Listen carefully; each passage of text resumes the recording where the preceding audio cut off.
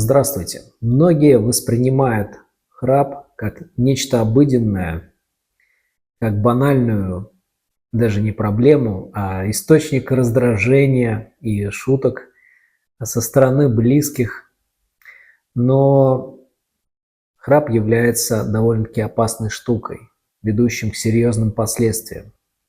Сегодня мы поговорим о том, как важно заниматься лечением такой проблемы, как храп. Меня зовут Евгений Бродин, я врач-остеопат, невролог. Откуда берется храп? Храп возникает как следствие турбулентности прохождения воздуха через суженные верхние дыхательные пути. Сужаются они потому, что ослабляется тонус мышц носоглотки, или же есть какие-то анатомические дефекты этих стенок. В результате происходит дрожание стенок, да, и мы слышим храп. Есть множество причин, почему храп возникает. Давайте их перечислим. Во-первых, это анатомическая особенность, анатомические дефекты, структурные нарушения. Например, если человек длительно страдал ангиной, у него увеличенные миндалины, да, это является дефектом. Сужается пространство для прохождения воздуха.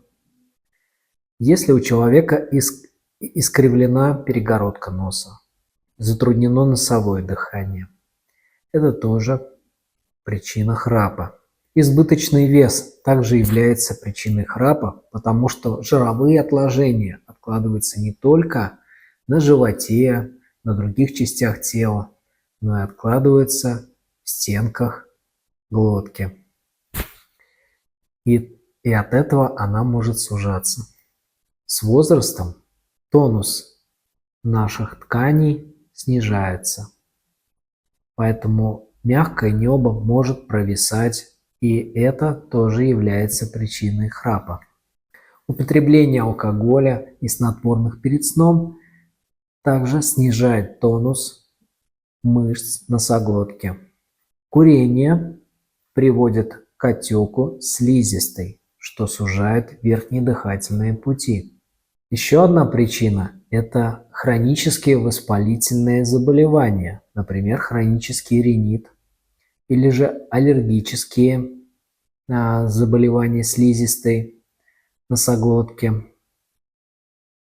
А также еще одним фактором дополнительным возникновения храпа является сон в положении лежа на спине, потому что в этом положении челюсть ходит назад,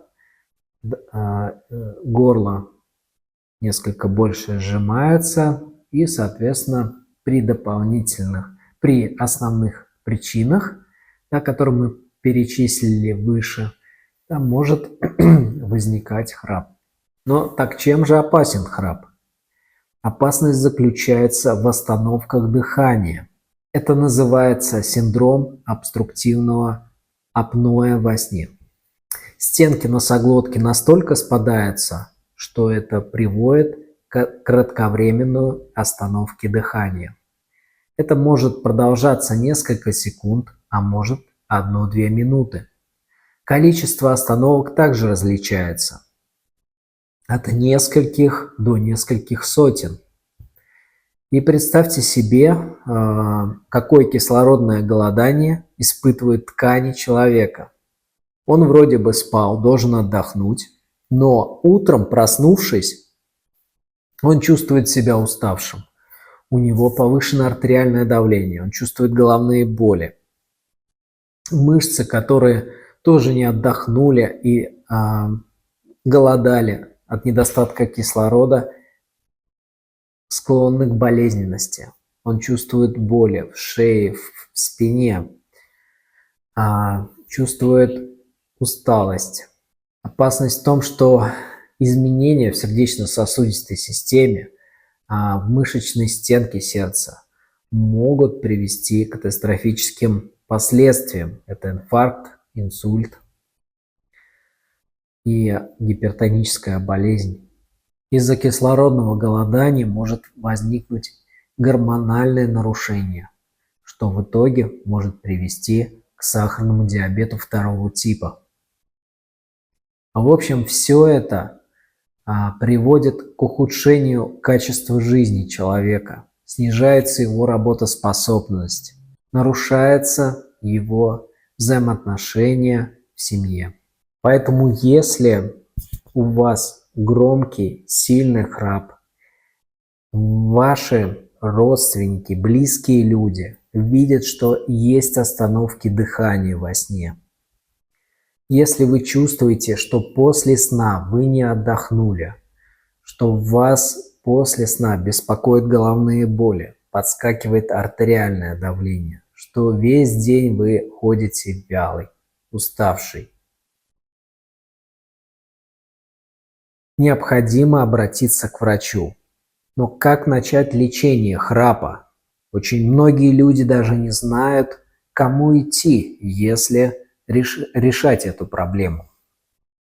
Во-первых, нужно зарегистрировать деятельность дыхания, сердца и головного мозга во время сна. И делается это на специальном обследовании полисомнография. И еще есть обследование кардиореспираторный мониторинг. Полисомнография – это исследование активности головного мозга. Кардиореспираторный мониторинг – это исследование дыхания и сердца во время сна. Назначает такую процедуру врач-сомнолог. Сомнолог – это специалист по сну. Обратившись к такому специалисту, вы пройдете это обследование, которое даст как раз понять, насколько часто вы задерживаете дыхание, как это влияет на сердце, что происходит с мозгом во время сна. На фоне этого, исходя из этих данных, врач подберет необходимое лечение. Также для исследования анатомических дефектов вам необходимо будет обратиться к лор-врачу. А лор-врач будет исследовать перегородку носа, исследовать мягкое небо, глотку, проведет эндоскопическое обследование на предмет анатомических дефектов, на предмет хронических воспалений или аллергических реакций. Исходя из этого, будет предложено либо медикаментозное лечение, либо в случае анатомических серьезных дефектов хирургическое лечение. В комплексном лечении храпа остеопатия тоже имеет свое значение. И нередко на моих приемах пациенты приходили с этой сопутствующей проблемой и смогли в какой-то степени ее решить. Придя с болью в спине и в шее, например, человек получал бонусом избавление от храпа. Я помню, как-то пришел мужчина, у которого болела шея, грудной отдел позвоночника. И после того, как мы поработали, и его жена долго вспоминала, что я избавил его и от храпа, и благодарила меня, потому что действительно храп мешает спать. Вот. Но это бывает в том случае, да, остеопатическое лечение помогает очень хорошо, если храп возник из-за спазмов глотки, из-за нарушений в шейном отделе позвоночника, в области черепа, допустим, из-за нарушения осанки или последствий травм. Например, хроническое напряжение в шейно-грудном отделе и в гортанно-глоточном комплексе вызывает последствия дорожно-транспортного происшествия, да, хлыстовой травмы, то есть резкое движение головы вперед-назад. В итоге это может вызвать через некоторое время храп. Или же какие-то последствия стрессов, когда жевательные мышцы, горло спазмируется, напрягается. Врач-остеопат, работая специальными техниками, помогает снять напряженность в области шеи, в области челюсти, черепа и гортанно-глоточного комплекса, что способствует правильному тонусу носоглотки. Напомню, что проблему нужно рассматривать в комплексе. И если ко мне придет пациент с храпом, и у него будет запрос решить эту проблему непосредственно, я не буду ей заниматься единолично, потому что остеопатия решает функциональные нарушения, за счет этого активизируется естественная способность организма справиться с проблемой. Снимается напряженность, улучшается кровообращение, уменьшается отечность. Но пациенту необходимо провести полное обследование, консультация лор-врача, сомнолога, для того, чтобы подойти к этой проблеме всесторонне. Пациенту нужно обратить внимание на образ жизни, избавиться от вредных привычек, от курения, употребления алкоголя, снизить лишний вес, а также заниматься специальными упражнениями для тренировки мышц глотки, языка, челюстного аппарата. Поэтому, если вас беспокоит не только боль в спине, в шее, головные боли, но и есть еще проблема храпа, помните, что этой проблемой необходимо заниматься, так как она ведет к серьезным последствиям и может именно сейчас ухудшать качество вашей жизни. Это то, возможно, что вам стоит решить, чтобы обрести хорошее самочувствие.